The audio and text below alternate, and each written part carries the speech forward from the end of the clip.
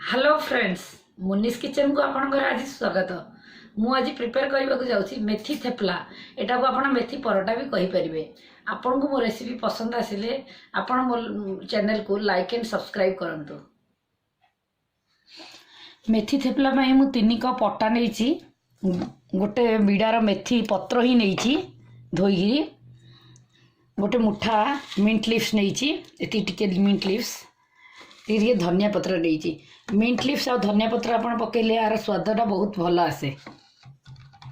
एबे मु सबको टिक टिक करी काटिदेवी।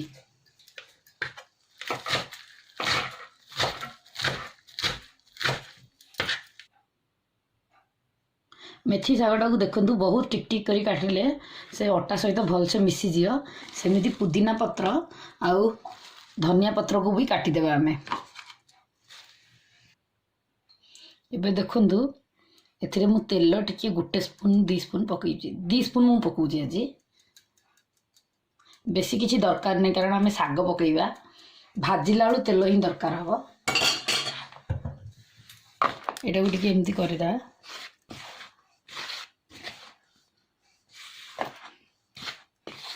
एबे मेथी पुदीना और धनिया रो कटाडा मु पकई दूछि भितरे। जिते सान सान करी काटिए बहुत भल हम। मु पुदीना और धनिया पत्र पकईयारू से भल फ्लेवर आसे, से मु सब बेले एथर पुदीना धनिया पकाए भितर। एबे मु कंचा लंका 2टा मु काटी देइथिली टिक टिक करी से 2टा पकई दूची। राशि धला राशि आपण पकई देबे गोटे बड़ स्पून रे, आर गोटे भल फ्लेवर आसियो।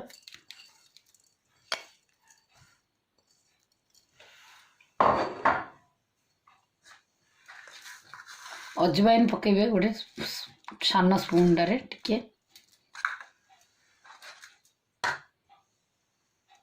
हलदी टिके पकेबे, हलदी सान स्पून रे 1 टीस्पून पकेबे।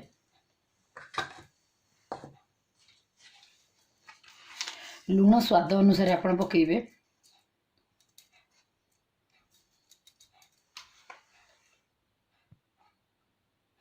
मु कंचा लंका पकईछि, मते राग टिके कम दरकार, एते half tea spoon chilli powder मु पकाए।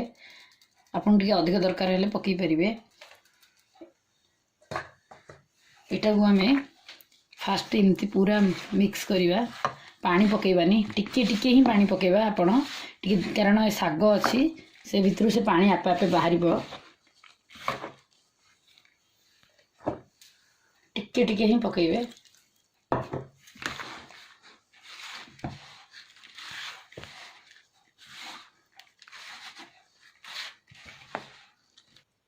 आमचूर पाउडर टिके पकईले आर टिके टेस्ट अलग आसीबो। आपण न चाहिए बेले पकईबेनी, किसी दरकार नहीं। एते जिनस पड़िलानी एइडा आमे ट्रेन रे भी कुआडे भी नेगिरी खाई जाई परिबा। मसला रोटी भली लागिबो।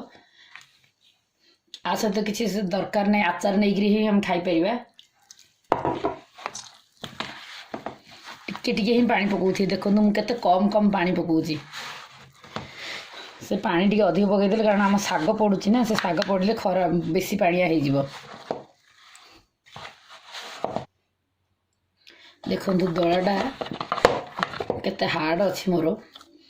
एथिरे आमे टिके मु तेल रे टिके जस्ट इमती ही कर देबी, आ किछि नाही। एबे 15 मिनिट ପରେ आमे परोटा करबा। एटा को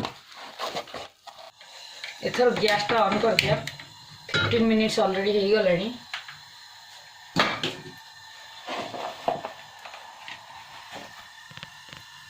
देखंतु केते सुंदर सॉफ्ट हे गलानी अटा।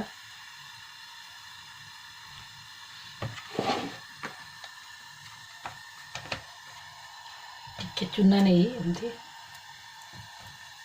बेली देबा हमें।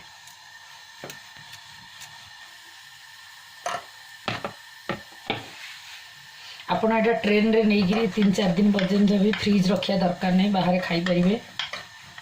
मु कम तेल अटारे पकईछि खास्ता से आपण जदि बाहर को जिबे टिके अधिक तेल पकईले से बहुत दिन रहे।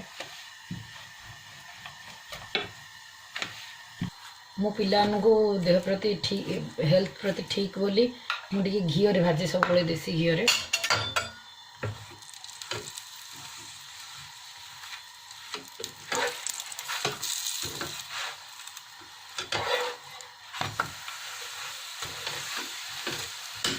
मीडियम हिट्रे करेंगे ना जलीज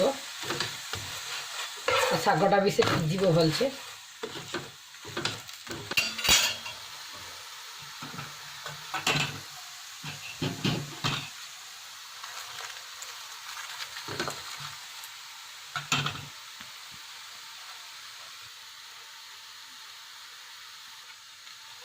देखो हो गला भलसे भाजी गला एथर काढ़ीदे आम मु आउ गोटे पकई दूची आउ गोटे पकईदेवी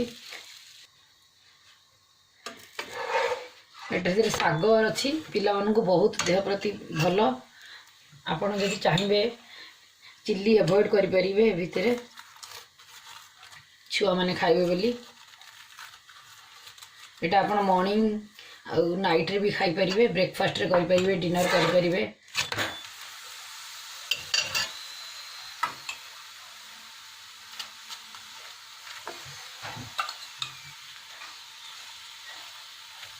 छुआ बड़ समस्ते देसी घी खाइबा दिन को गोटे स्पून बहुत भल से मु परोटा सब देसी घी रे ही करे।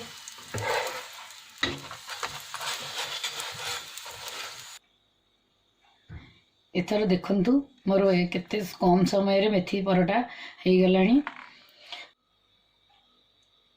देखंतु केते कम समय भितर मेथी परोटा मु करदेली।